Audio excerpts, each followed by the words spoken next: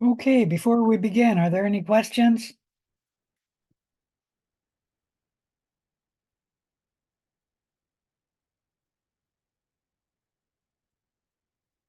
Can somebody confirm you can hear me? Yes. Thank you. All right, let me share my screen.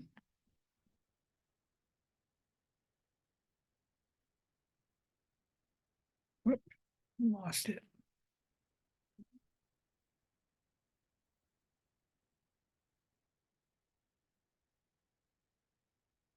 You should be seeing my screen now.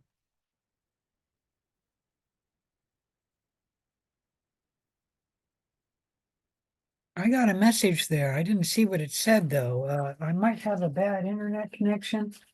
If there's a problem in something I say because of the internet connection, just let me know and I will repeat what I just said. Hopefully I won't lose the internet connection. All right, today is February 6th, and we are going to be discussing the unknown project. And you guys are actually going to start it today. Any questions about any of that? All right, if not, let me close that down. The unknown project is normally where you would come into a lab and the instructor would give you a test tube containing two species in it, and you'd streak it out on TSA, sodium azide, McConkey's plate, and then you get isolated colonies. McConkey's grows only gram negatives, sodium azide only gram positives, TSA both. You would then streak it out again on a second plate, probably TSA, to get isolated colonies. And from cells that went through two colony formation events, you then set up your stock culture. And then from your stock culture, you take these cells and run different tests on them to try and figure out which species you have. We're not going to do that because obviously we're not in the lab and I'm not going to send you cells. What I'm going to do is send you a number, and it's going to represent a species of bacteria. It will be one of these species shown on the table here. Let me back up a step and go back to showing you where these things can be found on our Canvas website. Come on. Well, let me back up. There we go.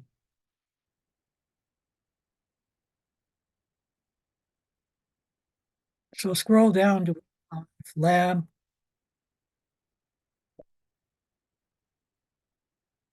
And there will be a section entitled Unknown Report. Under it, you'll have the unknown instructions, which I'm sort of talking from now, a sample journal of your lab report, the report on the unknown project. We'll talk about that a little bit. The unknown species list is what I'm showing you, the different species of unknowns and their test results. And I need to open that up. So let's talk about that. And I also need to get an example. So let's call up an older class.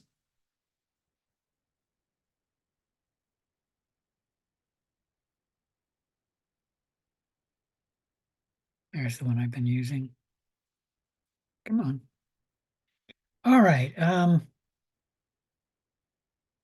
Anyways, I'll send you a number and it will represent one of these species. There's about 22, 24 of them, about 22 of them. And the number will be one of these species. And you won't know what it is because it's an unknown project. And you're going to be running different tests for most of the term that's left to try and figure out which species it is. Now, when I initially set this up online, and we were doing this together, three of us, I realized that this project would entail students to probably run 6 or 7 tests to identify their unknown species. A few students will be lucky and they will get their unknown project maybe at 4 or 5 different tests. And then other students will be unlucky and they will take more than 7 tests to identify their unknown species. And that means the student would be contacting me 7 times and I would be responding 7 times. And let's just say 5 times because I can do that in my head. And I have 20 students. And if I'm doing this 5 times, that means for one class, I'm having 100 different contacts with the student for one project. And you have to realize I've got 3 microbiology labs. So that's actually going to be 150. No, 300. Sorry, I got lost there. 300 contacts between me and the students. And that's just way too many communications between the instructor and the student. Any question about that? So I asked the other instructors, how about if I pick out 2 or 3 tests to begin with, and then I send the students the results, and instead of sending, let's say 3 tests, instead of sending 60 emails per class, I'm only going to send 1. That will greatly reduce the number of contacts between me and the students. And they said, that sounds like a good idea. And they all agreed to actually do that. Now, most of the other instructors, in fact, all the other instructors aren't teaching online, but that's the way it was set up. And that's the way I'm going to do it. And that is initially, I am going to choose your first 3 tests. And you're going to look at the results to those tests. And then from there on, you will choose the test for identifying your unknown species. And let's go through what we're going to do. So let's say initially, it'll be a gelatin test you're going to start, but we're going to do the gram test because it separates it nice and easy. And we're going to say it's going to be a gram negative on the first test. So the first test, one of the first tests is going to be the gram test. The first test you're actually going to do is the gelatin test. You'll start that today. And I've chosen that you're going to do this. And there's a good reason for me to do this. Not only is the gelatin test a good test to run, but it's also good to get this one out of the way early because this one takes 7 days to incubate. So if you were to start it today, you won't get your results until next Tuesday. And that's why I decided to do the gelatin test now. And we're going to say gelatin negative, so your test results will be these.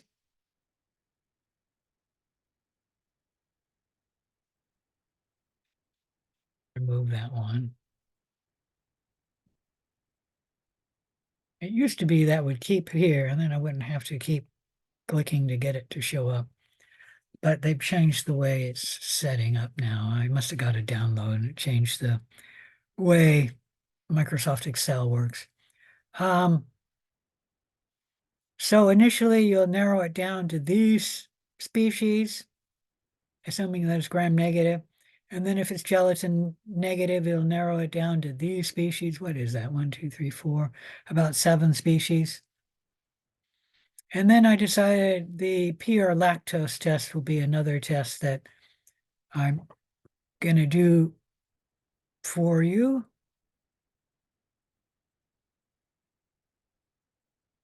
And we're going to say it's AG. The test results for the PR lactose test are AG. And so that narrows it down to 4 species, these 4 here. Now, from now on, it's going to be you who chooses the test to run to figure out which of these 4 species it is. And you could do the urease test hoping to separate these two from those two. You could do the PR sucrose test, hoping to separate these three from that one. And you could do the indole test, separating these three from that one. It's up to you. There's other tests you can run as well. And it's your choice. Let me explain this table a little bit.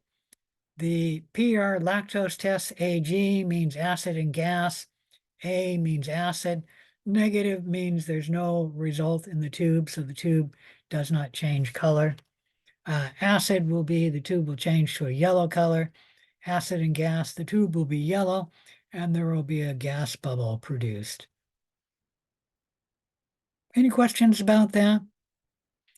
For these tests, you can find them in the week 5 lab.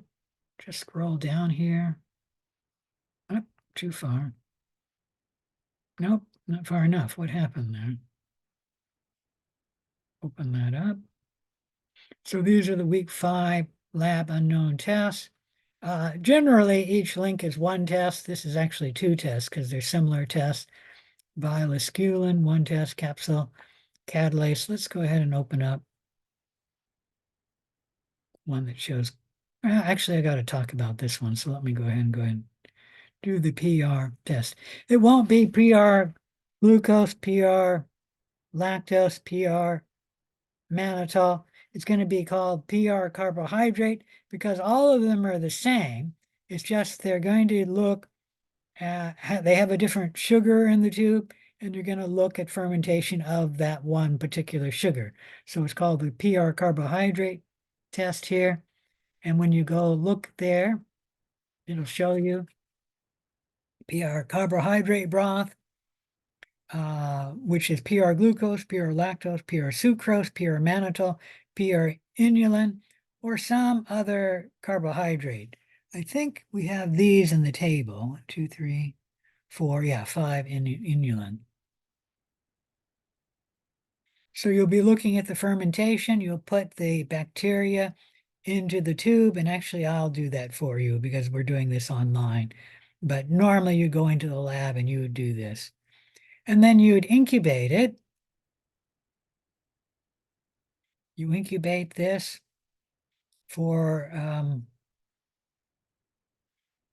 I believe, 18 to 48 hours right there.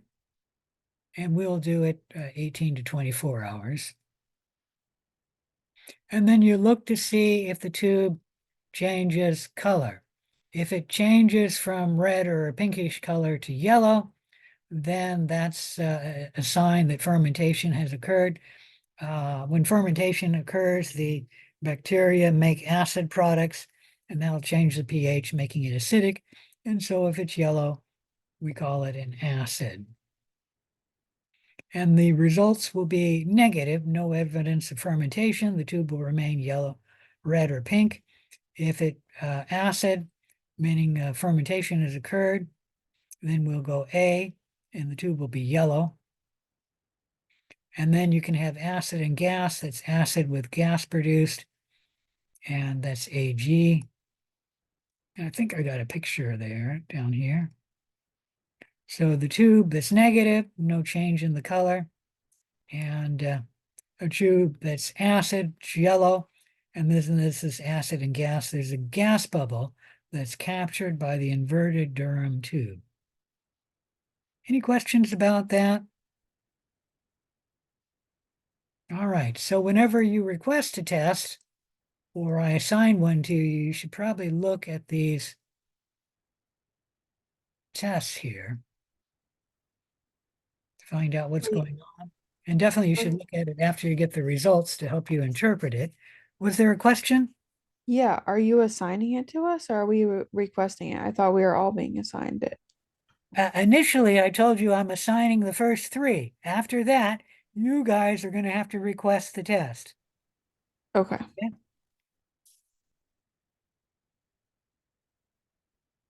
Okay? You'll need to look on here to see how long the test will incubate. Most of them incubate for 2 days. There are a few which is 1 day or less, like the catalase test, the oxidase test, and the pigmentation test, you can get those results on the same day you request it.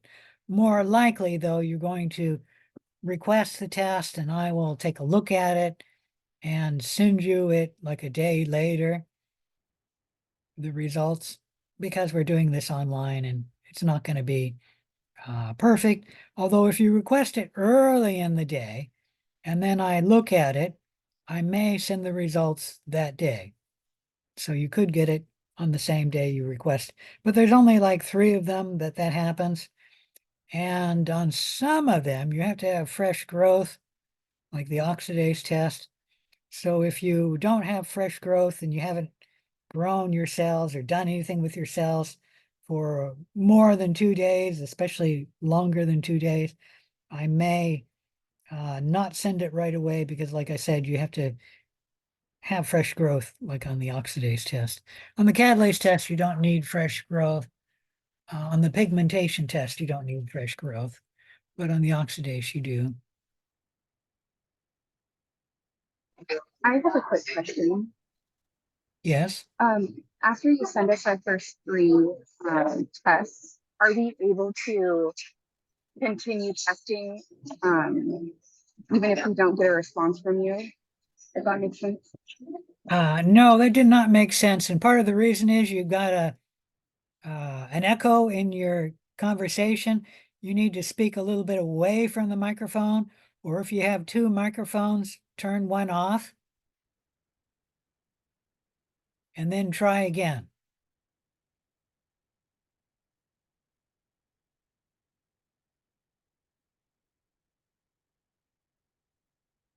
All right, email me the question because I couldn't understand. Um,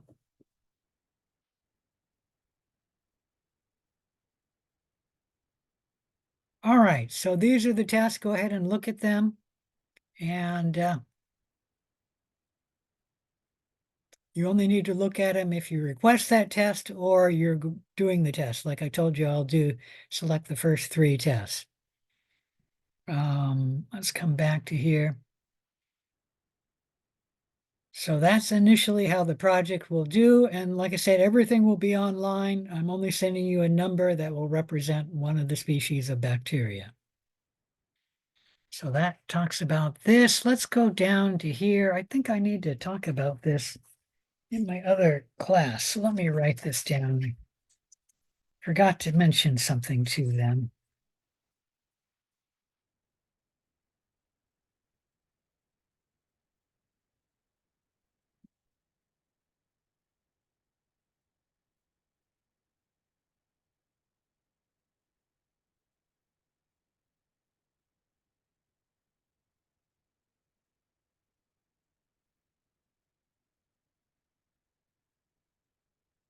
We didn't tell them about how to read the table.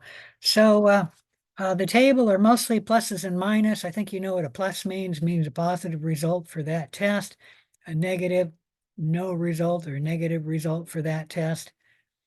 A V means that the results may be positive and may be negative. So that if you were to go into the lab and do the urease test for Citrobacter fluendi, sometimes it may come out positive, other times it may come out negative, depending on what strain you have of Citrobacter fluendi and what the conditions are on that day. Most of the variables are due to different strains.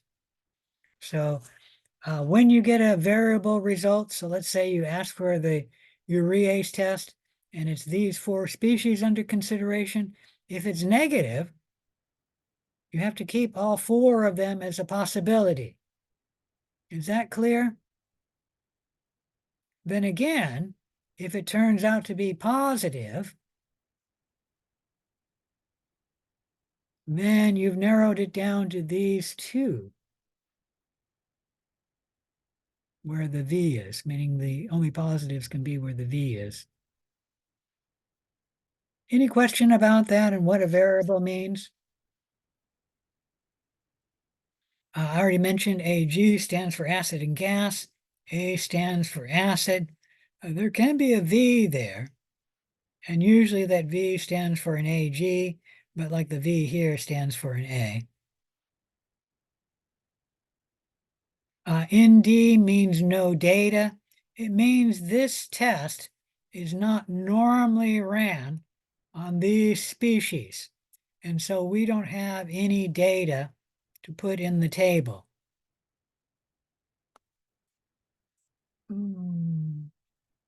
How to treat a no data? For example, you are running here and you get a positive result for this one, then you would have that being a possibility. A being a possibility, that's positive. A being a possibility. And then you cannot, oh, why didn't that click? There we go. And then you cannot exclude any of these species either, the no data. So treat the no data as a variable where it fits both the positive and the negative. Okay? Any questions about reading the table? A few other things about reading the table. There are some notes here for the test.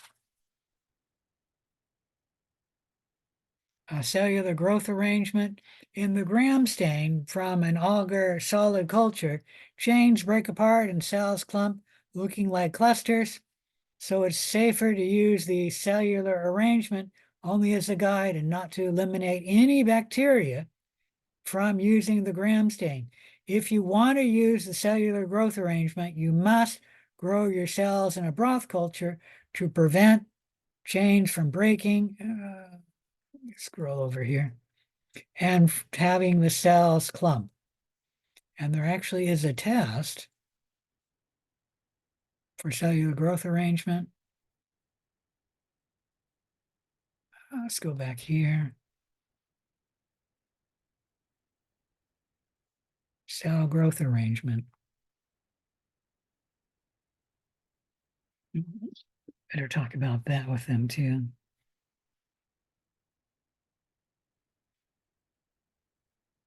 It's funny, I said all this for the Monday, Wednesday people, but the Tuesday, Thursday, 3 o'clock, I forgot two things. All right. So it tells you in the cellular growth arrangement that it generally cannot be determined from the gram stain. That's because chains may break apart in the production of a smear in the gram stain, and because cells tend to be brought together from a solid culture and then form artificial clumps when they're deposited on the slide, and the water evaporates, making clumps too. And so streptococci may look like clusters, and any other cell may look like a cluster. And then the chains can break apart, and so you don't have the streptococci. So the way to do it is to grow up the cells in a broth culture, and then take that broth and spread it over the slide to get a thin smear, let it air dry, heat fix it, and then stain it gently. And then look at the cells, and then you can see the cellular growth arrangement. If you try to do the cell growth arrangement from the gram stain, I will guarantee you about half the people will get fouled up. Okay? Any questions about any of that? And that is stated on the table there, as well as on the cell growth arrangement. Anything else I need to talk about here? Move this out of the way. Somebody's using a chat. As I mentioned, I don't use a chat. So if you have a chat, you got to talk to me or email me.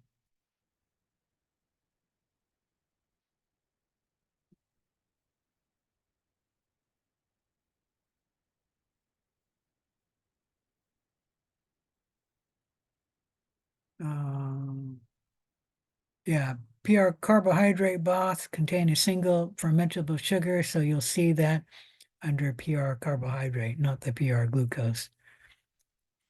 All right, any questions about this table? Any questions about the species under consideration or the test results you can do? Generally, most students ask for these tests. Very rarely do I get a student asking for another test. And if you ask for another test, you'll have to go online to try and figure out what the test results mean because it won't be in this table. All right, let's close that down and let me see if there's anything else I need to talk about from here.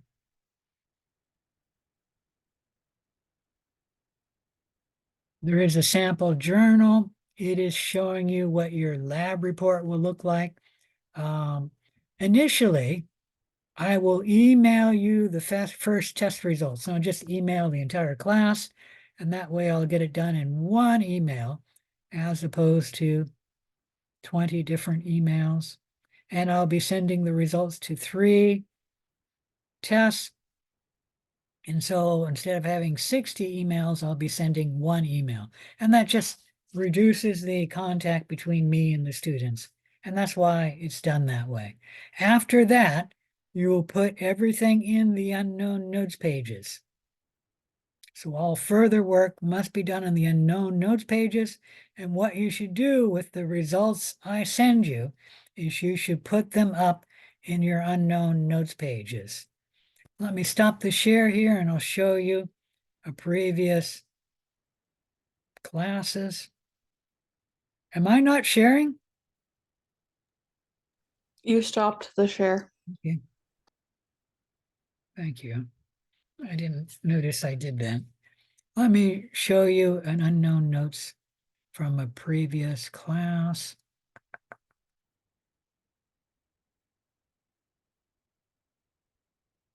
Let's go here.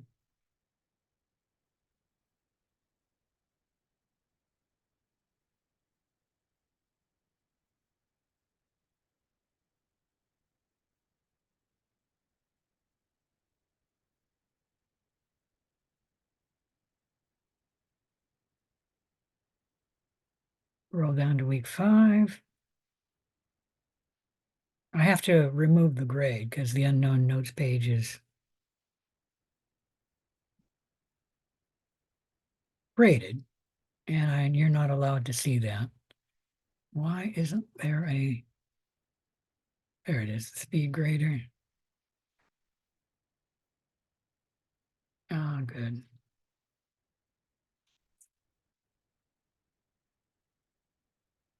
Let me see how they've done this.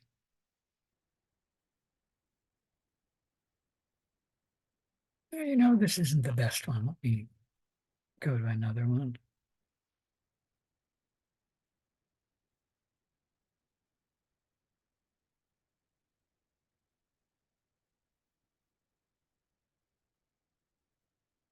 Trying to find one with some pictures in it. I'm not finding any.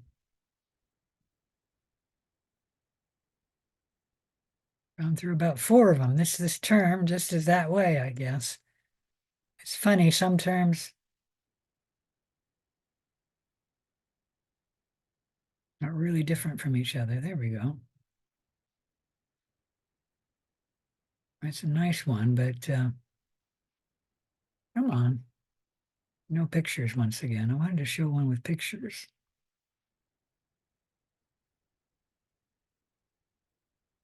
There we go. Got one. All right, let's see. May 2nd. Yeah, May 29th. All right, so remove the grade here. And now I'll share my screen.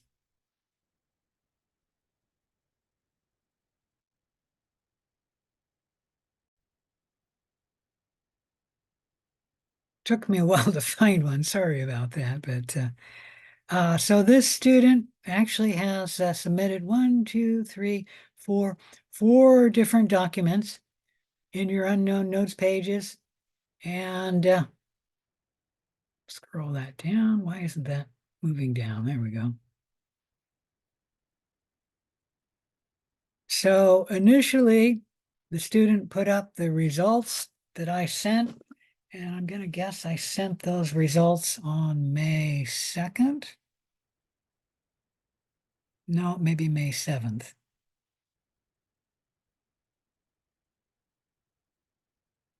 And in the first test was the gelatin hydrolysis test, and there's the results for which one?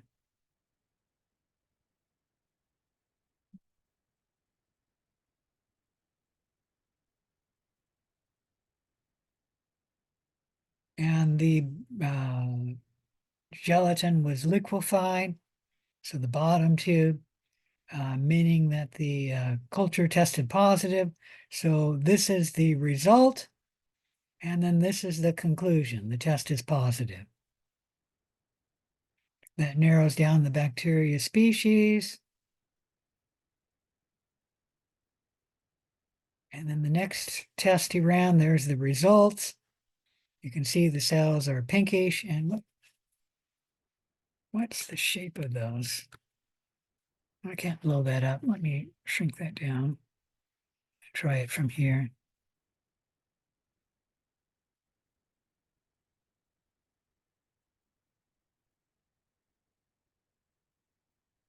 Well, that's as big as I can get it. Let me shrink that there, and then I can blow it up this way. You can kind of see the rods there. For some reason, it's a real small picture. I won't send you that small of a picture, but the student put it up here and he put up a very small picture. So pinkish rods is the results shown here, and the conclusion it's gram-negative bacilli specifically.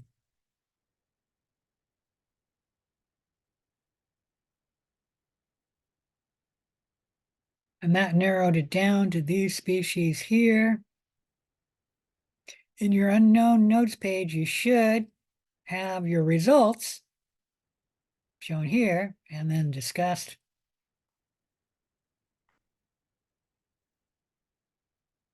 He doesn't have it really discussed, but pinkish bacilli. And then the conclusion is it's gram-negative bacilli. So you should have your results, you should have your conclusions, you should have the species under consideration, and then anything else.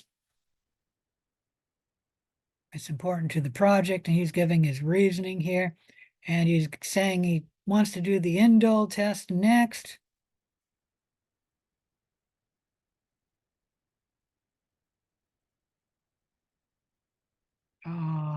There's the results for the phenol red test.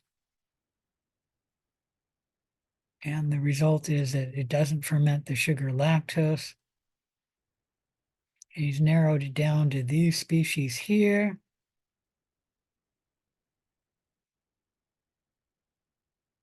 And where the heck is his test request? All right, this is a mistake. He should put the test request at the bottom of this section, and he has it in the middle of the document. And because I was reading it, I found it, but normally I won't read your document until much later. And I will be checking the unknown notes pages generally about Monday through Thursday. I'll be generally doing it about every day. Certainly I'll be doing it every other day. And then on Friday, Saturday, and Sunday, I will generally only be doing it once and never on Sunday. And that does mean if you request a test, especially late on Friday, and I've already sent out the test results on Friday, that means I may not get your test request until Monday. And you're just going to have to live with that if you send a test request late on Friday. Any question about any of that? So we'll not be looking at the unknown notes pages on Sunday for sure. I will look at it either on Friday or Saturday. And then Monday through Thursday, I suspect I'll be checking it about every day. Certainly every other day. A request, when you give a test request, put the request at the bottom of the page because that's where I'll look for it. And let's see if he happened to do that different. Where the heck? Oh, I got it hidden. Just a minute. There it is.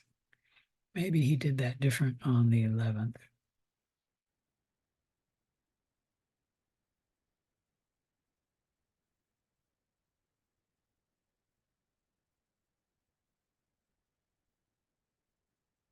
Oh, yeah, see, on the 11th, he put the indole test at the bottom of the page. So make sure that's at the bottom of the page so I can see it. It's just that when he copied that to a later page, he didn't copy this. He copied that there. One thing you can do in your unknown notes page, you can have each page a separate page. This student, what he's done is he's copied the earlier pages and then put it on the top, and then the last information will be at the bottom of this page. So this is May 20 something. Let me shrink that down so I can read it. May 29th. And he gave this information saying that the species is Salmonella typhimurium. And here's the results he gave for the PR mannitol test. So he could only have this on this page, but he's included all the previous pages on the top. And the reason for doing that is if you write your unknown notes pages formally, you may copy this information and then put it in your unknown report. You will need to add things to the unknown report, but that'll get you started on your unknown report. You just copy what's in your unknown notes, as long as you're writing the unknown notes formally, and then just put it in your report, your report for the unknown. You do not need to write the unknown notes page formally. You may do it informally. If you do it informally, you won't be able to copy from your unknown notes and put it in your lab report, because the lab report must be formal, but the unknown notes, you can be very informal, okay? And you may also copy from each page. Like this person could have copied May 11th, put it in the unknown report, and then go on to May 14th, put it in the unknown report, etc. But it would be easier just to copy that and put it on the last document so that this has all the information all together, and just copy this document, put it in your unknown report. Any questions about any of that? All right, before I close this down, I got to put the grade back. So let me stop my share a minute.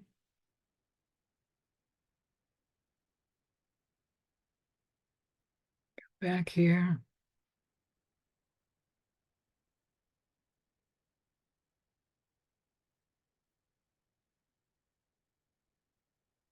January 9th, March 8th, January 9th, I'm assuming till March 15th. No, that's this term. Okay, let's move on. There it is.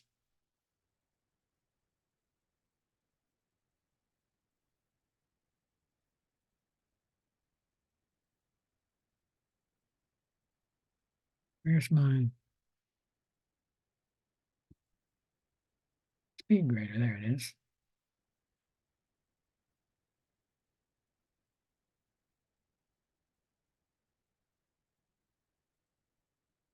I had to go through about 6 students to get this one.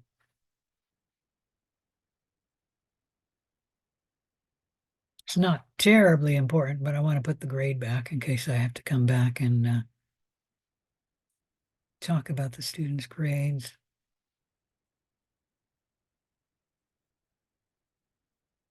All right, let me share my screen again. Oh, not that. I'll shut down the class. Ah, there we go. So that's the unknown notes pages. Now, is that for you guys? I think that's probably for the previous class. Yeah, that's not us. Let me close that down.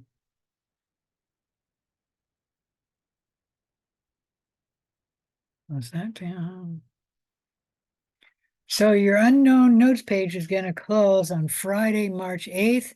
Your unknown report will be due Saturday, March 9th. Let's scroll down here. It's one of these two. Come on, get out of the way.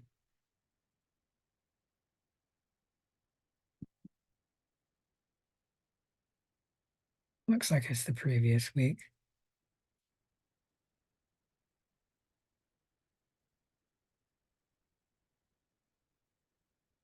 Unknown reports due March 9th.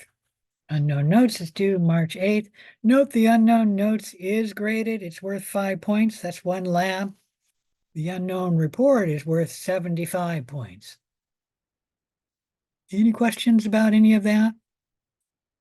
If you give a test request on March 8th, it must be a test that will only take 1 day before I send you the results. If your test requires 2 days of incubation, you will not get the test results in time to turn in your unknown report. So it must be one that I can send it out to you in 1 day if you ask it on March 8th. All right, let's come back to here. Oops, too far.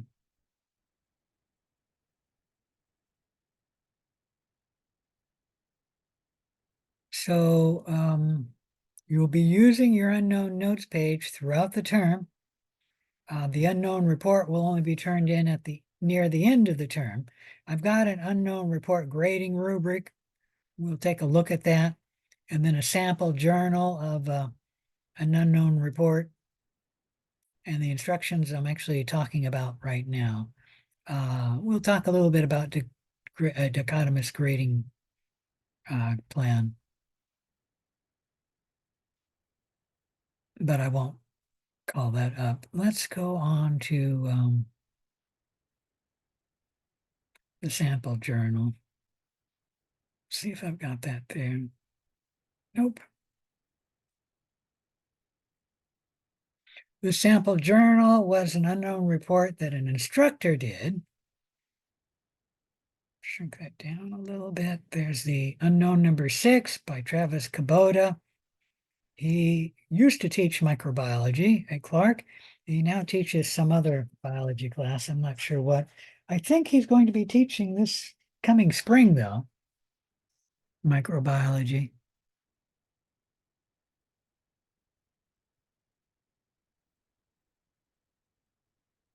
Initially, he was streaking out 2 species of bacteria. You will only get 1, and you should pretend that you are streaking out what I send you, and you'll streak it out for colony isolation on 1 plate, take from a isolated colony, streak it out on a 2nd plate to get a 2nd isolated colony, and then set up your stock culture. You're going to pretend to do that from cells that have gone through 2 colony formation events. And so that's sort of what this is at the start there. Let's come down here a little bit. On February 4th, he wrote down his observations. What he's talking about is the pigmentation of the cells he grew for stock culture. And as you can see, these cells are yellow. So they are pigmented and they're yellow. And the activities he's doing this day is he's going to perform the gram stain. And then the results, he got the results of the gram stain on the same day. The cells stain purple and are spheres. And there's the results there. The conclusion, it appears to be gram-positive cocci. So the unknown is gram-positive cocci. And then day 5, there are no observations because he didn't set up a test and then look at it on day 5. The activities he's doing this day, he's going to run the catalase test. The results of the catalase test aren't shown here, but he's got bubbles, and the conclusions, the cells are catalase positive. He's got in red some of his thoughts there. You can put your thoughts in your unknown notes pages. Normally, you would not put your thoughts in the lab report, but he's doing this to try and help students. On day 6, no observations because he didn't set up a test and then look at it. Let me go down a bit. On day 7, he set up a test, grew his cells on TSA, showing once again the pigmentation in colony B. And he's also showing you the bubbles of the hydrogen peroxide test, which is that what he's doing today?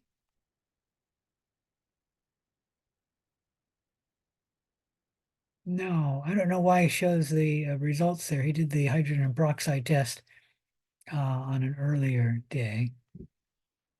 But there's the results of that test. And so that means the conclusion would be, which I bet he doesn't have here. I bet he's got it when he did the test.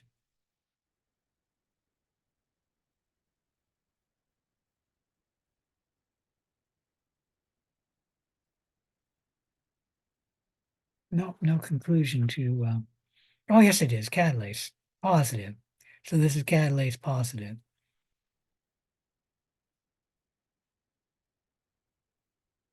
Activities for today, it looks like he's setting up, looking for hemolytic activity. He's growing his cells on a blood agar plate.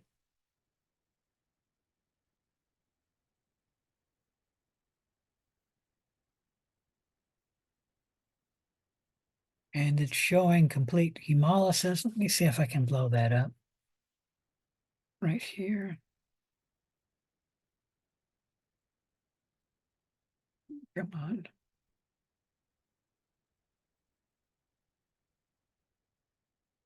I still have to blow that up. There, you can see complete hemolysis in this region. There's the red blood cells, and it looks like this region is partial hemolysis, but that's complete hemolysis. If you were to hold that up, you could see through this part of the plate, and it would look clearer than it is here. It's looking a bit dark because of the background it's on, but that's actually clear. I'm surprised it's not showing up there. It's only a little bit there, and there's much there.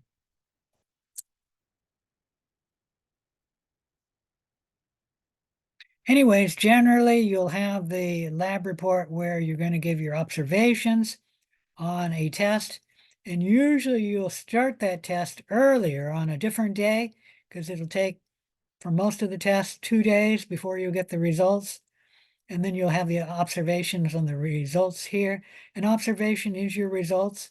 And then you give your conclusions.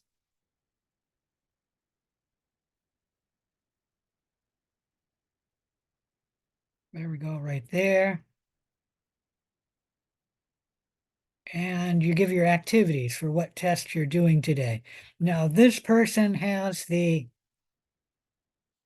observations first.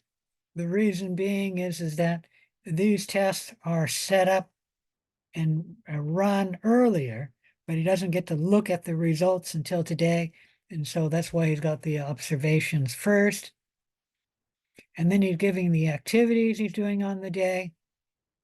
Where is that shown better? Right here. Observations, activities, and then conclusions. You may set this up differently, especially if you're running and get the results on one day. You could have activities first, observations on the activity, meaning the results, and then the conclusions. He's got it this way because, like I said, most of the tests, you don't get the observations right away. You got to wait at least 2 days before you get the observations. Any questions about writing the lab report? All right, let's talk a little bit more about the project.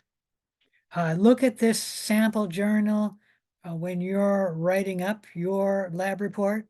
At the moment, you don't really need to look at the sample journal. I'll let you read about the introduction and the rationale. Like I said, in isolation, normally you come into the lab and you would be given a test tube, which will have 2 bacteria species in it, and you'd have to streak it out for isolated colonies. You normally streak it out on McConkey's, sodium azide plate, and a TSA plate. McConkey's will only grow gram-negative, sodium azide only gram-positive. TSA will grow both, gram-positive and gram-negative. And then you streak it out again to get isolated colonies, usually on a TSA plate. And then you take from an isolated colony cells that have gone through 2 colony formation events to set up your stock culture. And then in the future, you'd set up all your tests from your stock culture. Now, in this online version, we're just going to pretend about you streaking out the cells to get a pure culture.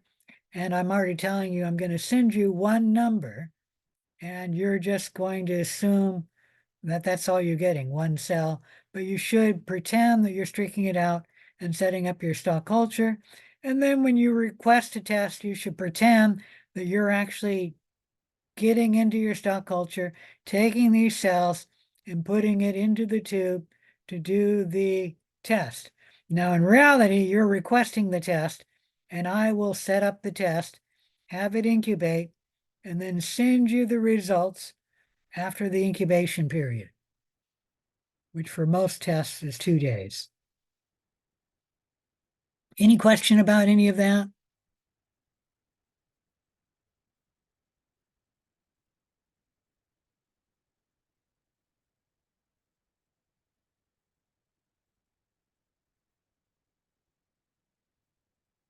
For getting the data in the project, you may look at Pergy's manual. That would be an excellent source of data. You may use your textbook. You may use online. If you use information from online, double check that information to make sure it's correct. Make sure it's a reputable website. There are many websites online. You can find anything online if you look. And many of the pages will be not correct, not factual. So if you check online, like I said, just make sure of that. When you're doing this project, you should use dichotomous logic. That means generally you'll be running 1 test at a time. You may not use dichotomous logic where you request a bunch of tests at once, but you will suffer a penalty.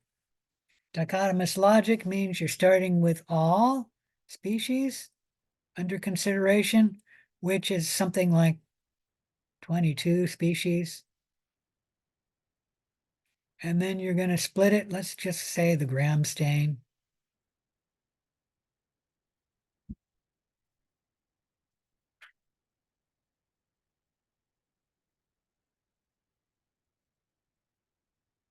And you'll have the gram positive.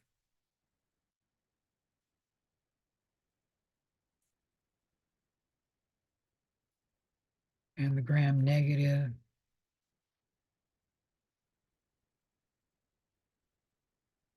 And the gram positive are not going to be followed further because the cells are gram negative. And then you run another test. We'll go gelatinase.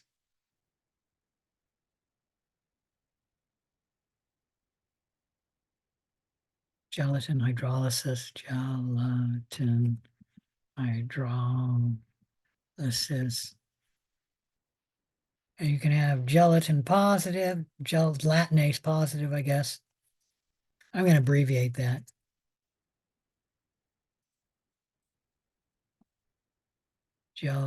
Gelatinase negative. And the results are gelatinase negative, so we're going to, once again, cross out the gelatin positive. And we'll do another test. Let's go catalase.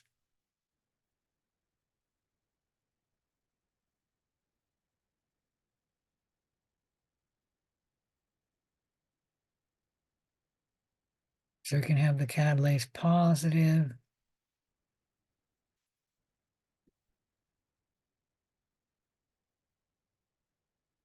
And the catalase negative. Whoop. Whoop. And here again, we'll say the cells are going to be catalase negative. And then you'll do another test here, like maybe the PR mannitol test. Anyways, this is what dichotomous logic will look like. You're running one test at a time, separating your possibilities, and only following one branch of the tree. Any questions about any of this? And this is what dichotomous logic is, where you request one test at a time.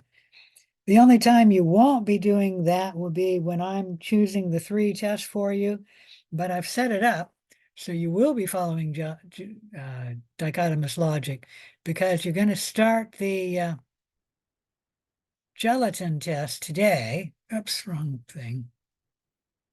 Let me erase that.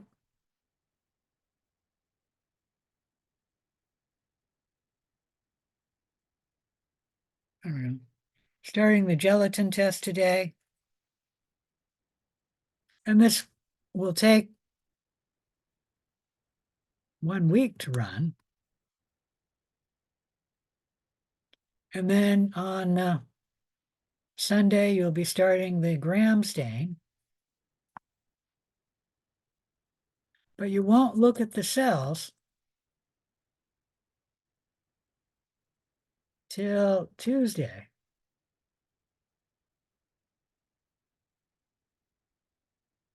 And then on Monday, you'll be starting the PR lactose test.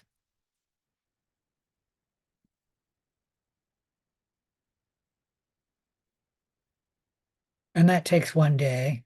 And then I'll send you on Tuesday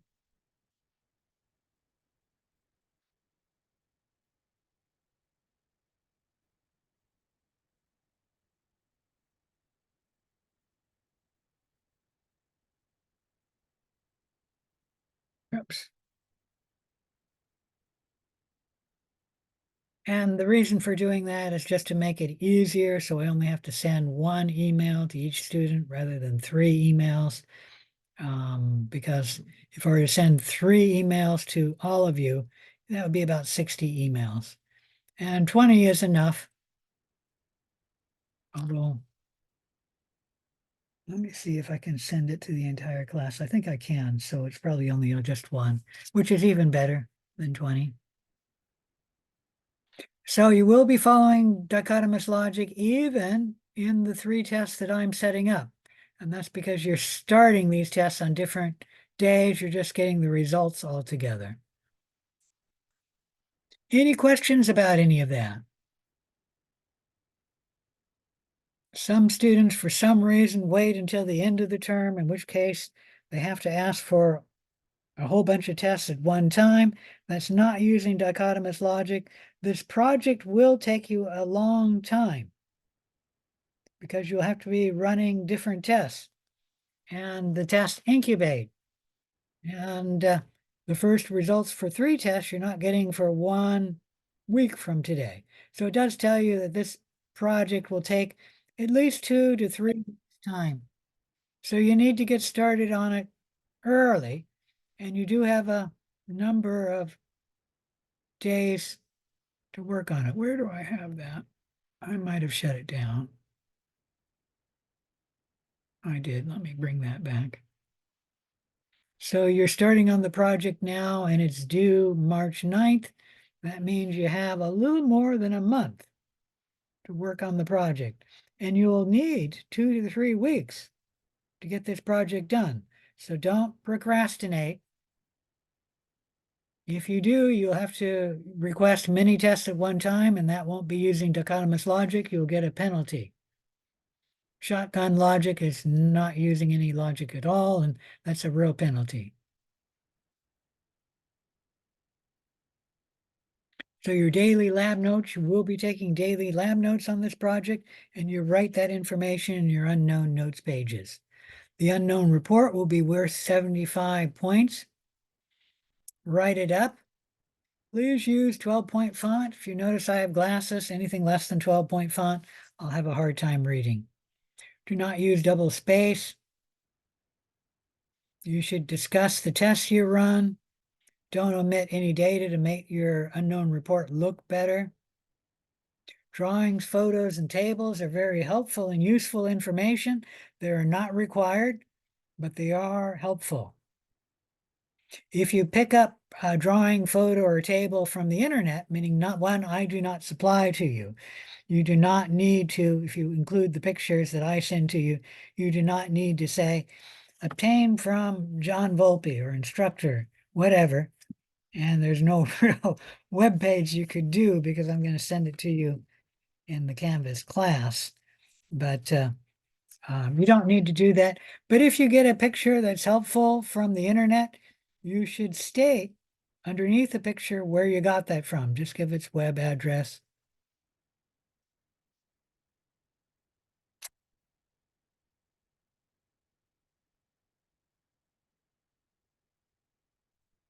Just state the test you run. You do not need to go through the step-by-step details. For example, in the gram stain, you do not need to say, I made a bacterial smear, let it air dry, heat fixed it, poured on the crystal violet, dumped it off, washed the slide, poured on the grams iodine. You don't need to say any of that. All you need to do is state, I ran the gram stain, okay, or the gram test. I know what that is. You don't need to tell me. And then give your results to the gram stain and your conclusions. Make sure you do give both, by the way, and keep the conclusions separate from your results. A result is an observation. A conclusion is your interpretation of your observations.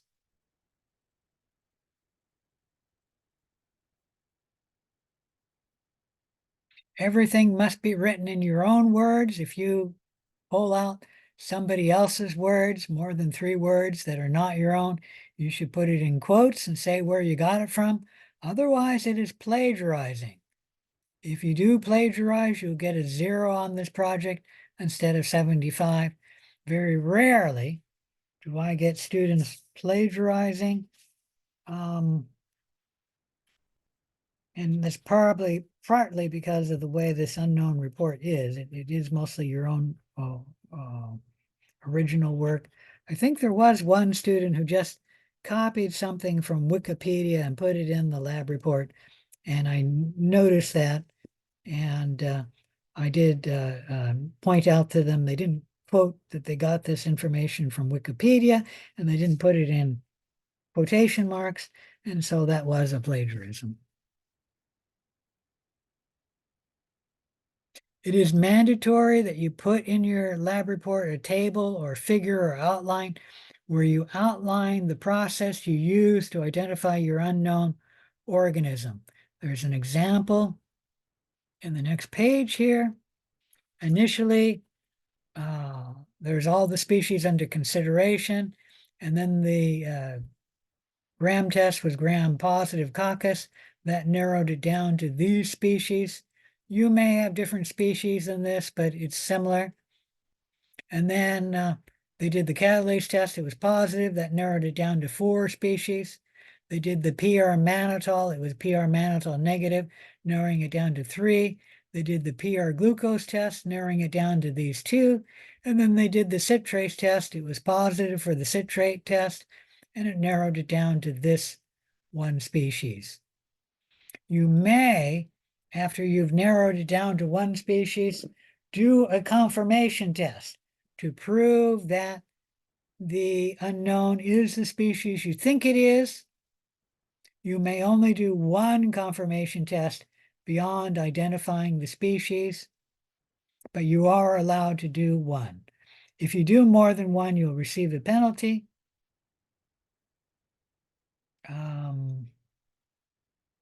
And I'll show you the penalty in just a little bit.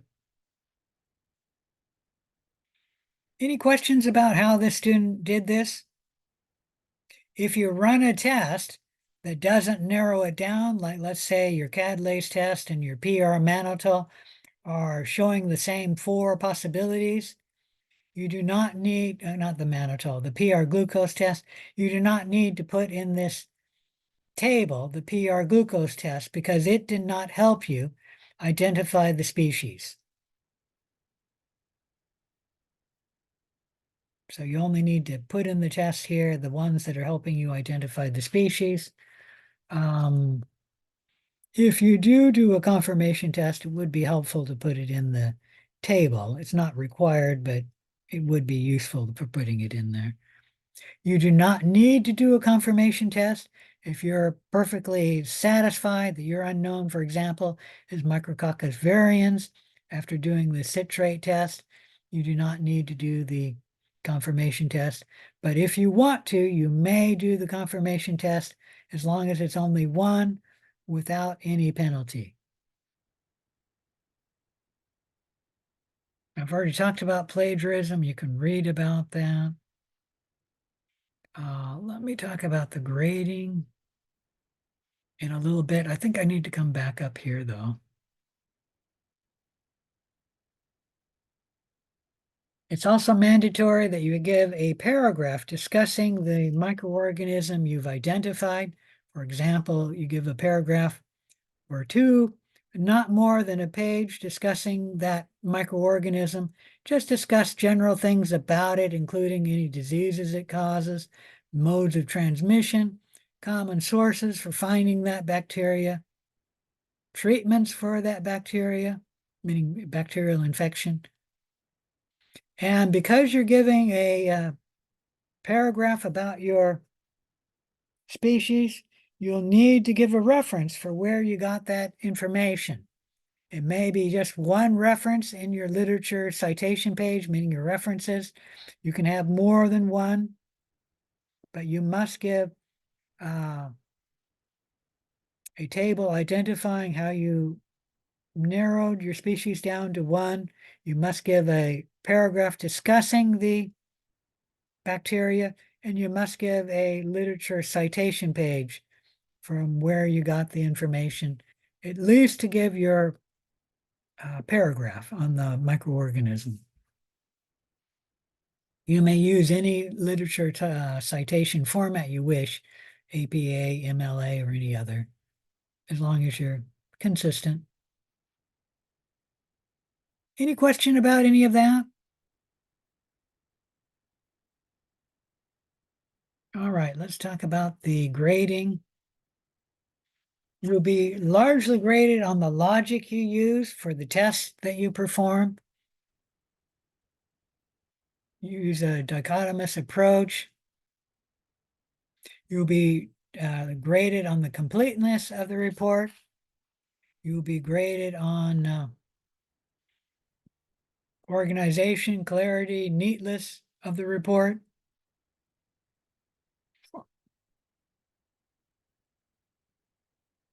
And let's look at the grading in specific detail.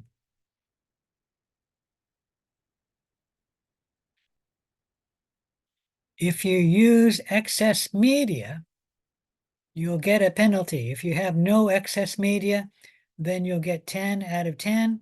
If there's one test you ran that was either did not help you identify the species or was a mistake, and I don't know, it didn't help you identify the species, then you'll get 8 out of 10. You have 2 irrelevant tests or excess media used, you'll get 6 out of 10. Very rarely do I have more than 2. Sometimes students who are just at the very end request a whole bunch of tests at the end to try and get the project done quickly in just a few days. We'll have excess media. Okay. Was dichotomous logic used selecting your test? If dichotomous logic was used, you'll get 10 out of 10. If there's one excess test, you'll get 8 out of 10. If there's 2 excess tests, you get 6 out of 10. If you're using a shotgun approach where you're just shooting with a shotgun, hoping you hit the right targets, you'll get 2 out of 10. No logic at all used on your test request, you'll get 0 out of 10. Were all relevant tests used, meaning you didn't omit any tests and you identified your unknown, you will get 10 out of 10. If you needed to run one more test to identify your unknown, you get 8 out of 10. If you're missing 2 to 3 tests to identify your unknown, you'll get 6 out of 10, etc. Were the correct species included at each step? Remember, after the first day, you should be putting in your unknown notes page, as well as in your lab report, the species under consideration at that time. If all species are correct, you'll get 10 out of 10. If there's one species incorrect anywhere in the lab report, you get 8 out of 10. 2 to 3 species incorrect, you get 6 out of 10. Over 5 species incorrect, or you do not in your lab report and your unknown notes page list your species, you'll get 2 out of 10. Completeness of the report, if all the information is presented, you get 10 out of 10. There's one instance of something that's missing, 8 out of 10, 2 to 3 instances of missing info, 6 out of 10, etc. Effective and clear communication. If your English, your grammar, your spelling, your punctuation are all good and excellent, you get 15 out of 15. If there's a few errors, but the logic is understood, 13 out of 15. Some errors, but logic is understood, 11 out of 15. You have some errors, and I can't understand your logic, you get 7 out of 10. Lots of errors, hard to read your paper, you'll get 1 out of 15. I'm happy to say I've never had that happen.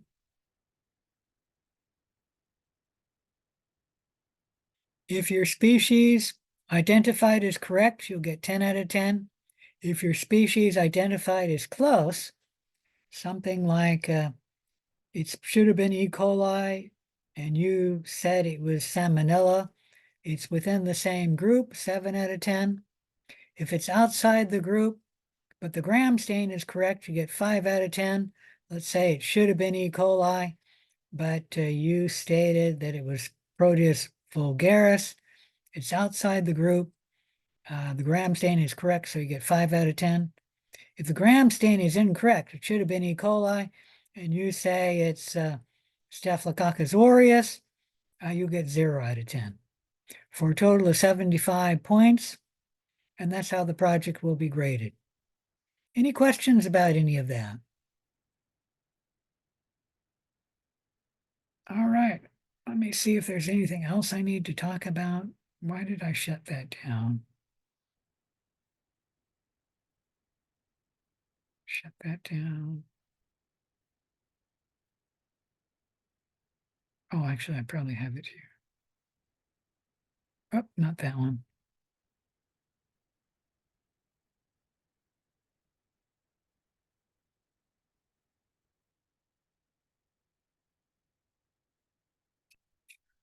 Everything.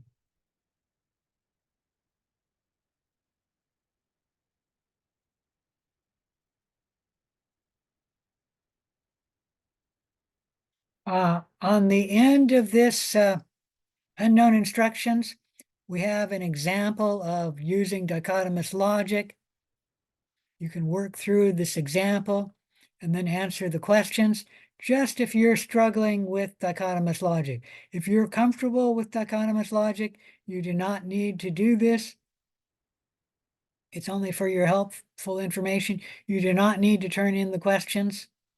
Questions will not be graded. So if you do turn them in, that's fine, but you won't get any points for it.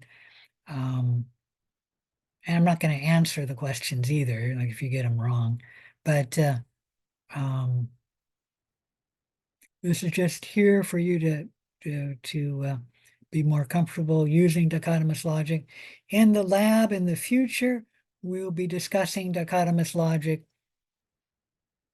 and you'll have to use dichotomous logic on some one of the lab projects, maybe 2 of the lab projects in the future, as well as the unknown report.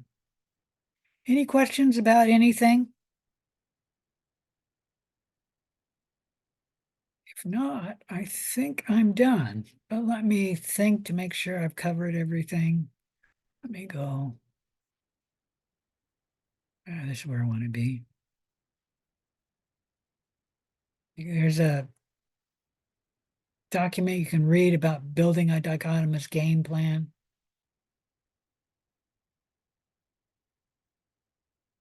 The project is due March 9th. That means you have about a month to work on it. The first 3 tests, remember, I will be choosing for you. After that point, you have to request the test, and everything must be done in your unknown notes pages.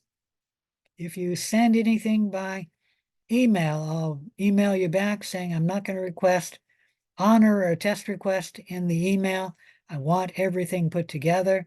Everything should be in your unknown notes pages, so both you and I can easily find the information and look it up.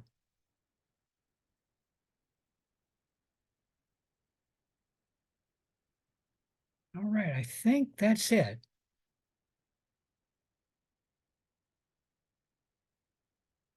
Any questions?